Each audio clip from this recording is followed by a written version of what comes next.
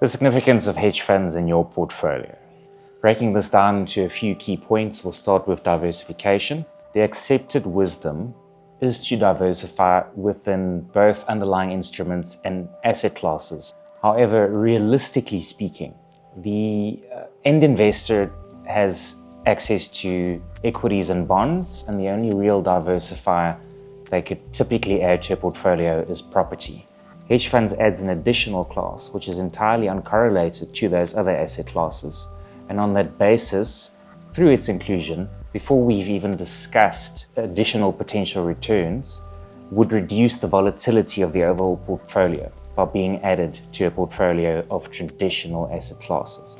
Moving on to downside protection. Three of the tools available to the hedge fund manager that are not typically found in other funds would be shorting, derivatives, and flexibility. Hedge funds are typically not correlated to the broader market or the other asset classes because of these tools. Essentially, what they allow the hedge fund manager to do is to create returns in both sideways, upwards, and downtrending markets.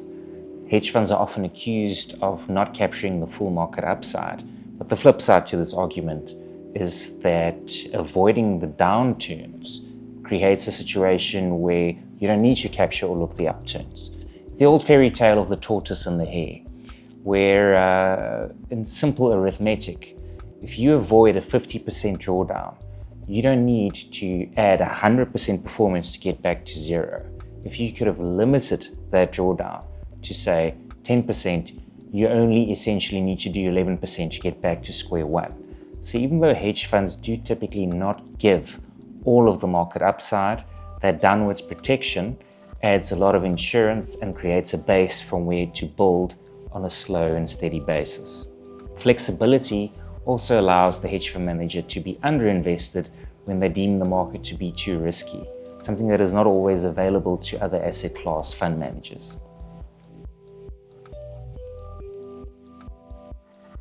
Risk-adjusted returns have become an overused term, something that hedge fund managers often push without proper context. What does superior risk-adjusted returns really enable the end investor to do on a portfolio level? Ultimately, if we can utilize the asymmetric payoff or the downside protection from one portion of the portfolio, that actually ends up freeing up risk budgets across the rest of the portfolio. So instead of focusing on purely the downside protection that a hedge fund can bring you, this actually enables the investor to perhaps assume more risk in the balance of the portfolio and ultimately generate superior return over time without assuming more risk overall.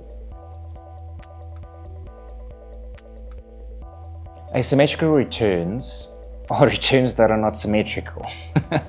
Typically, an asset class has a market exposure of 1 to the underlying instruments in that asset class, whereas hedge funds try to capture the upside without capturing the totality of the downside.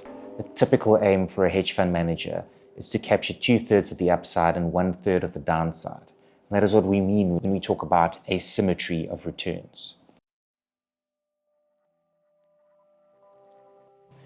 Specialized strategies. Hedge funds are not generically comparable, even within the same categories. It is important to understand each individual hedge fund, which tools that hedge fund utilizes, and what role that hedge fund is designed to play in the investor's ultimate portfolio.